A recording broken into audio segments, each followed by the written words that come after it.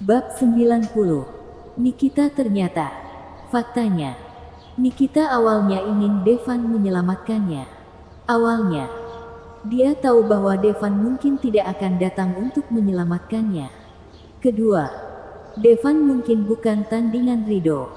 Waktu itu, karena dia takut pada keluarga Sauron dan dipaksa oleh Daniel, dia akhirnya memilih untuk menyakiti Devan. Kali ini, dia tidak ingin melakukannya lagi.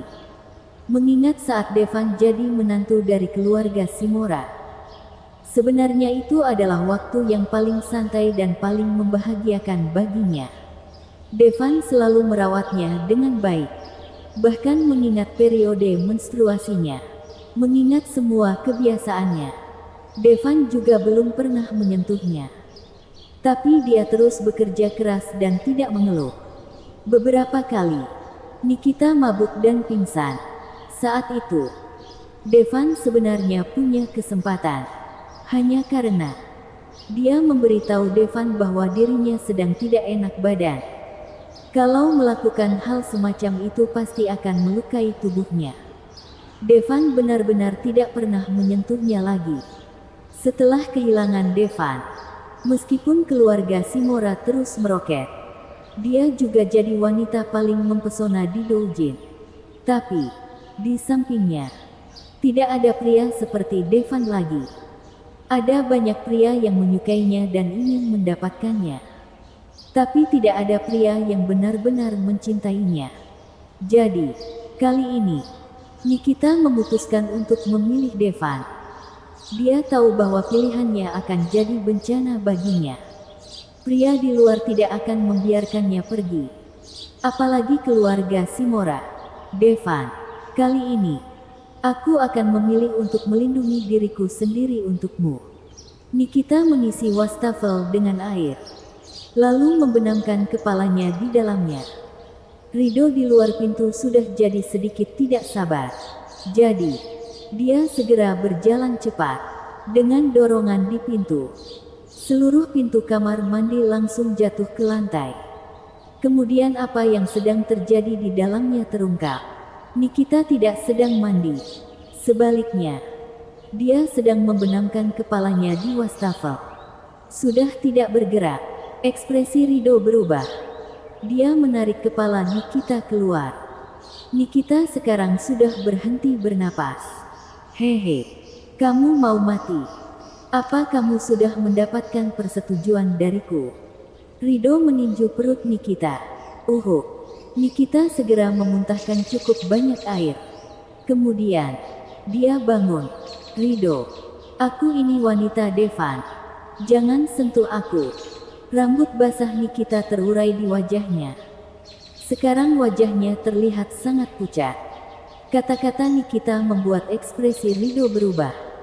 Dia menarik dagu Nikita, berkata dengan kejam, Nikita, biar ku beri kamu kesempatan. Kamu ini wanita siapa? Aku, wanita, Devan. Ulang Nikita. Pop. Rido meninju perut Nikita lagi. Seluruh tubuh Nikita kesakitan. Kamu wanita siapa? Aku, milik Devan. Pop. Rido meninju lagi. Wanita siapa? Rido menggila. Ini adalah pertama kalinya dia bertemu dengan seorang wanita yang berani tidak mematuhinya. Dia masih ingat bahwa ada wanita yang berani menolaknya. Seketika dia langsung disiksa di tempat. Devan. Meskipun mulut Nikita sudah berdarah-darah, dia tetap keras kepala. Dalam benaknya, dia ingat bagaimana Devan memperlakukannya dengan sangat baik. Pada saat itu, dia tidak suka pada Devan yang tidak bisa berbuat apa-apa. Orang seringkali akan tahu bagaimana cara menghargai orang lain ketika mereka sudah kalah. Bang bang bang. Seolah sudah jadi orang gila. Rido terus meninju perut Nikita. Awalnya Nikita masih terus berteriak. Tetapi setelah itu, jeritan jadi semakin kecil. Akhirnya, tidak ada suara yang dibuatnya lagi. Di ruangan lain, Daniel sangat cemas saat mendengar teriakan Nikita. Dia ingin melihat apa yang sedang terjadi, tapi tidak berani melakukannya. Masa bodoh kalau harus mati. Akhirnya, Daniel mengumpulkan keberaniannya. Dia mengetuk pintu kamar Rido. Pintu terbuka. Kemudian, dia melihat Rido dengan ekspresi mengerikan. Tapi dia tidak melihat Nikita. Tuan muda, aku sepertinya baru saja dengar teriakan Nikita. Apa dia baik-baik saja? Daniel menelan ludahnya dan bertanya. Entah dia baik-baik saja atau tidak. Kamu akan tahu kalau kamu pergi dan melihatnya, kata Rido dengan dingin. Daniel masuk dengan gugup. Kemudian, dia melihat Nikita terkulai lemas di kamar mandi. Nikita tidak mati. Darah keluar dari mulutnya. Tubuh sedikit berkedut. Meskipun dia belum mati, tapi jelas sepertinya dia tidak jauh dari kematian. Nikita, kamu baik-baik saja? Daniel mengangkat Nikita. Dia sangat marah, tapi dia tidak berani melampiaskannya pada Rido.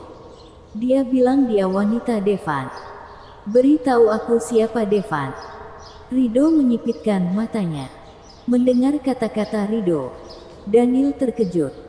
Daniel tidak pernah berpikir kenapa Nikita mengatakan kalau dia adalah wanita Devan.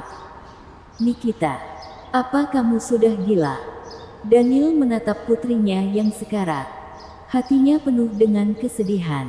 Pada saat ini, Rido mengangkat Daniel. Berkata dengan nada kesal, aku bertanya padamu. Siapa Devan? Rido adalah tuan muda Sauron. Dia berasal dari keluarga Sauron. Tidak hanya dia tampan, tetapi kekuatannya juga sangat menakutkan. Di luar keluarga tersembunyi lainnya, tidak ada satupun orang yang seusianya mau jadi lawannya. Dia juga bisa mendapatkan wanita manapun yang dia inginkan. Bahkan jika wanita itu adalah istri orang lain. Selama dia mengaitkan jarinya, wanita itu akan dengan patuh tunduk ke selangkangannya. Sama seperti ketika dia pertama kali tiba di Doujin. Kebetulan dia bertemu dengan beberapa pasangan baru di hotel. Dia menyukai pengantin wanitanya. Setelah menunjukkan kekuatannya yang dahsyat, pengantin wanita itu dengan patuh mengikutinya ke atas dan memasuki kamarnya. Tapi Nikita berani mengatakan kalau dia adalah wanita Devan. Itu tidak masuk akal. Tidak peduli siapa Devan ini, dia akan menghancurkannya berkeping-keping. Devan itu mantan suami Nikita, kata Daniel dengan gemetar. Mantan suami? Rido mengerutkan kening. Maksudmu, dia sudah pernah menikah? Ekspresi Rido semakin muram. Meskipun dia tidak keberatan kalau wanita itu masih perawan atau tidak. Tapi wanita luar biasa cantik seperti Nikita tidak bisa sepenuhnya jadi miliknya. Itu membuatnya sangat marah. Iya, dia sudah menikah 2 kali.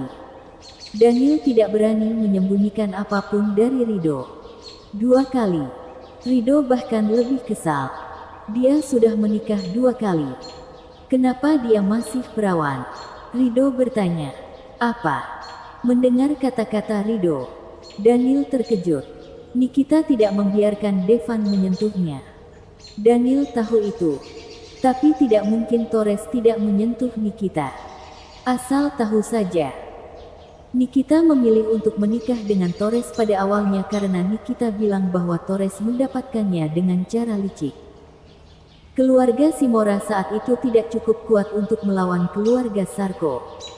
Jadi Daniel membujuk Nikita agar dia mau menikah dengan Torres. Sampai akhirnya, di bawah berbagai tekanan, Nikita memilih menikah dengan Torres. Bagaimanapun, Torres juga tuan muda yang populer di Doujin. Jadi tidak rugi baginya untuk menikah dengan Torres. Tapi sekarang Rido bilang, Nikita masih perawan. Bersambung.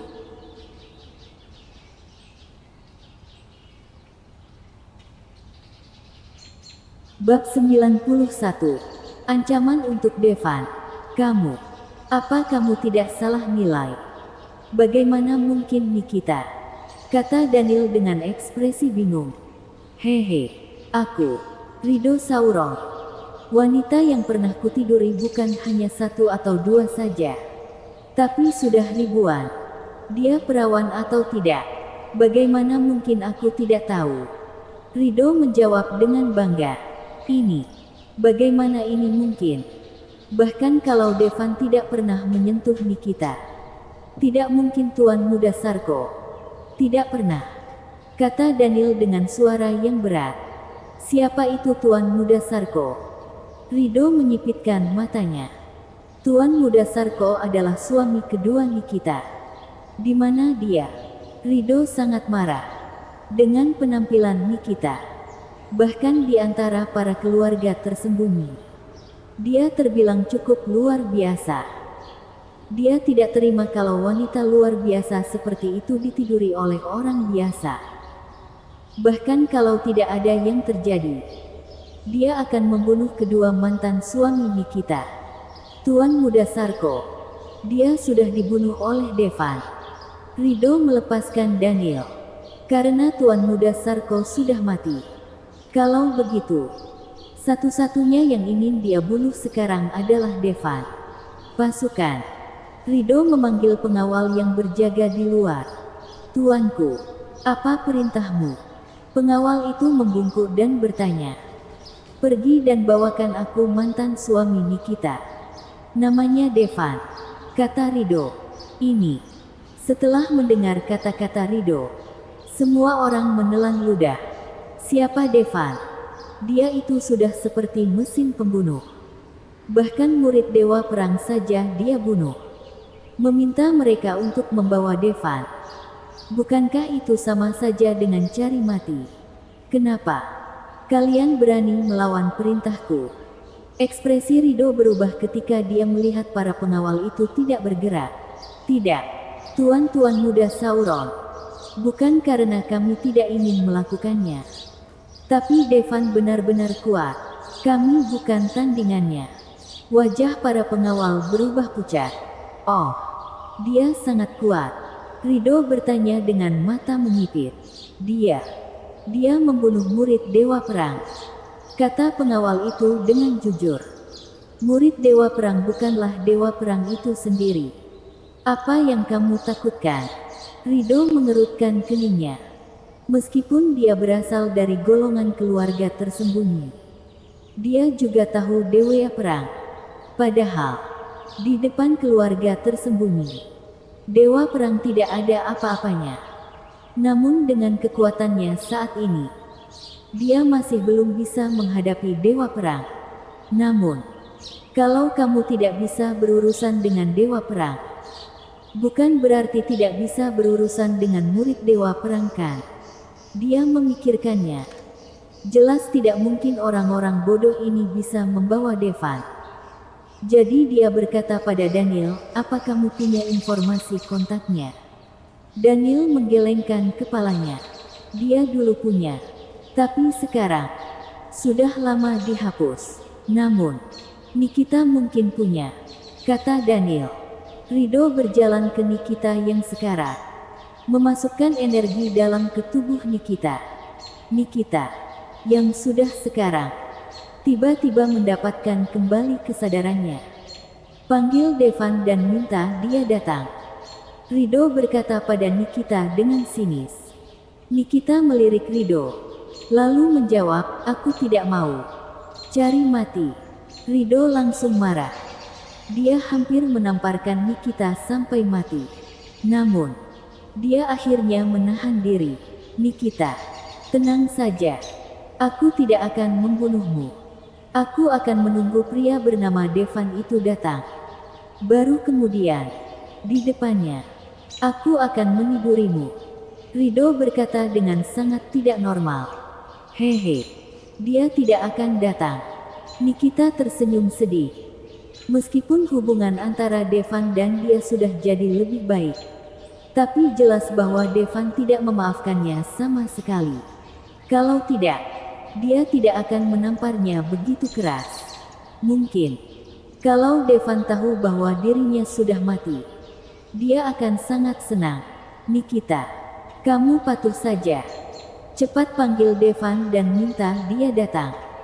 Melihat ekspresi Rido semakin mengerikan, Daniel dengan cepat membujuknya. Nikita, apa kamu lupa? Kenapa kita mengundang orang dari keluarga Sauron? Bukankah itu hanya untuk membunuh Devan? Bukankah kamu selalu ingin membunuhnya? Apakah kamu masih punya perasaan padanya? Ayah, aku sudah melakukan kesalahan sekali. Aku tidak bisa melakukannya lagi, kata Nikita pasrah. Rido sangat kesal. Dia langsung mengambil ponsel Nikita dan meminta Nikita membuka kuncinya. Tapi Nikita tidak memberikan jawaban. Tapi, ponselnya dilengkapi dengan fitur buka kunci dengan wajah. Rido membuka kunci telepon langsung dengan wajahnya. Dia mencari-cari di daftar kontak. Nikita ingin mengambil teleponnya, tapi dia ditendang langsung oleh Rido. Segera, Rido menemukan nomor telepon yang ditandai sebagai suaminya. Seketika ditelepon. Tak lama kemudian, panggilan tersambung. Apa kamu suami Nikita? Rido bertanya dengan nada dingin. Aku bukan. Siapa kamu? Jawab Devan. Rido terkejut ketika mendengar jawaban tersebut. Mengira dia salah sambung. Tapi Nikita dengan jelas menyimpan nomor tersebut dengan catatan suaminya. Namamu Devan? Rido bertanya lagi. Betul, jawab Devan. Oke, sekarang istrimu ada di tanganku. Cepat datang ke sini. Kalau tidak, Devan, jangan datang ke sini. Dia adalah anggota keluarga Sauron. Pada saat ini, Nikita tiba-tiba berteriak dengan keras. Saat dia selesai bicara, dia ditendang oleh Rido dan menjerit. Di ujung lain telepon, Devan terdiam. Nikita benar-benar menyuruhnya untuk tidak pergi ke sana. Apakah karena dia takut dirinya akan dibunuh oleh Rido? Apakah Nikita peduli padanya? Selain itu, dari suara Nikita barusan, terdengar jelas bahwa dia terluka parah.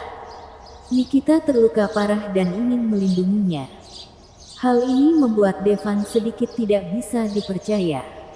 Melihat tidak ada suara di telepon, Rido tersenyum dan berkata, Devan, kalau memang kamu laki-laki, cepat datang ke sini. Kalau tidak, aku terpaksa harus memuaskan istrimu. Tentu saja, kalau kamu datang ke sini, aku akan juga tetap memuaskan istrimu. Bahkan di depan wajahmu, jelas bahwa Rido sudah penuh dengan kebencian. Dia akan mengganggu Devan dan meminta Devan datang. Kalau kamu tidak datang, aku akan meminta 100 pria untuk meniduri istrimu. Lanjut Rido, kamu dari keluarga Sauron.